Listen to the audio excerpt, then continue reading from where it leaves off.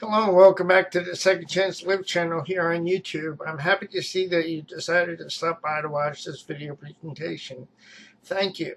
In today's video presentation, I'm going to be sharing an article that I wrote and published on Second Chance to Live several days ago. I create video presentations of my articles to make the information available and more accessible to individuals who learn through watching and listening. To read the article, I will bring it up and we'll begin. I want to thank you for your time. You're an important part of my process, and I always enjoy our time together. Here's the article: Traumatic Brain Injury, Groundhog Day, and Defining Why. Hello and welcome back to Second Chance to Live, my friend. I am happy to have you around my table. Thank you for making the decision to stop by to visit with me. Although I had no idea how the traumatic brain injury that I experienced when I was 10 years old was impacting my life, I struggled to understand the why of my experience. In my quest to find peace with my experience, I set out on a crusade to root out the reasons why I found myself in an ongoing conundrum with each new day.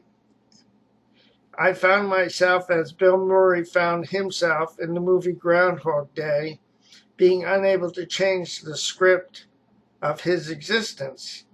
As Bill Murray had a spiritual awakening when he became sick and tired, I also had a spiritual awakening when I became sick and tired.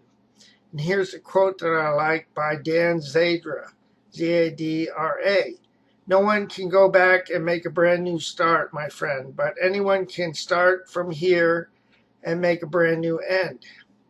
When I reached a point in time, I started to become aware of the impact that living with the impact of the traumatic brain injury was having upon my life.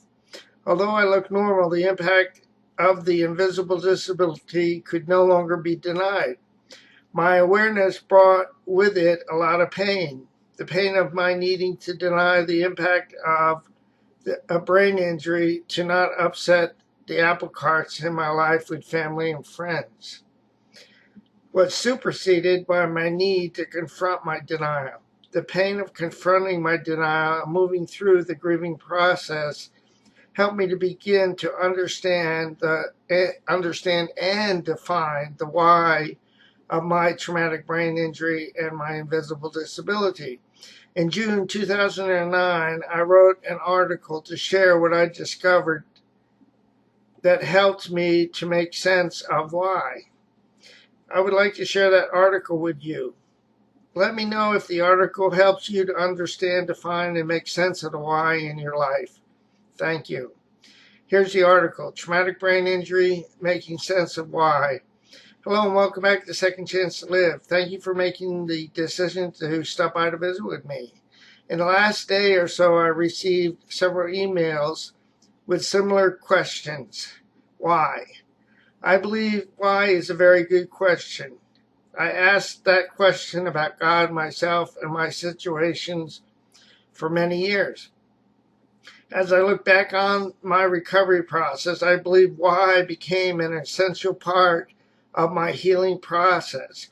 Why gave me the capacity to move beyond my pain, disillusionment, disappointment, and discouragement. Why gave me the ability to move beyond what I could not understand. Why gave me the ability to make sense of my reality. Why became an essential part of my healing process, because why helped me to grieve. Why helped me to question and challenge the messages that denial gave to me. Why helped me to process the anger that I had towards what I could not understand but realized that I could not change once I started to come out of denial.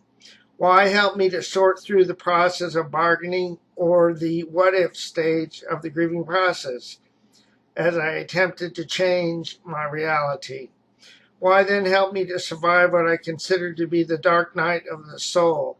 Why allowed me to linger in depression until I was able and ready to surrender to and accept my reality. Why empowered my process as I reached a place of surrender and acceptance. Why then empowered my process and gave me the motivation to look for solutions. Why helped me to realize that I was not helpless or hopeless because of what I could not change. What helped me to move beyond my disillusionment, disappointment, and discouragement. Why helped me to realize what I did not have, why help me to realize that I did not have to be alone in my process and that I could ask for help. Again, this line is, why help me to move beyond my disillusionment, disappointment, and discouragement? Why help me to realize that I did not have to be alone in my process and that I could ask for help? Why taught me that my circumstances were never meant to keep me down, but that they were meant instead to, or designed to build me up? Why taught me that I was being led in the direction of my destiny? Why taught me how to empower my process? Why gave me the motivation to learn from the experiences of my reality? Why prepared me to take advantage of the opportunities that became available to me? Why taught me to do the footwork and let go of the outcomes? Why taught me that I no longer needed to buy into the notion that I was a victim of my reality? Why gave me the emotional fortitude to execute tenacity and perseverance when giving up and giving in would have been much easier to do? Why taught me that I have a future and a hope?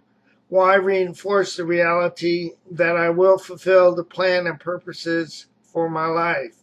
Why pointed and continues to point me in the direction of my destiny? Why gives me hope? Why uses my limitations and deficits for my good? Why encourages me to consider infinite possibilities? Why motivates me to look for ways that work for me? Why empowers me to stay free of the Groundhog Day or days in my life? This is the end of the article. Again, I want to thank you for your time. Before I go, let me encourage you with this I need to remember. Please do not give up on yourself, a loving God, or your process, my friend. More will be revealed to us in time. The pieces of the puzzle will come together in the correct order and at the right time. I'll say so long for now. Have a great day. And God bless both you and your family. So long now.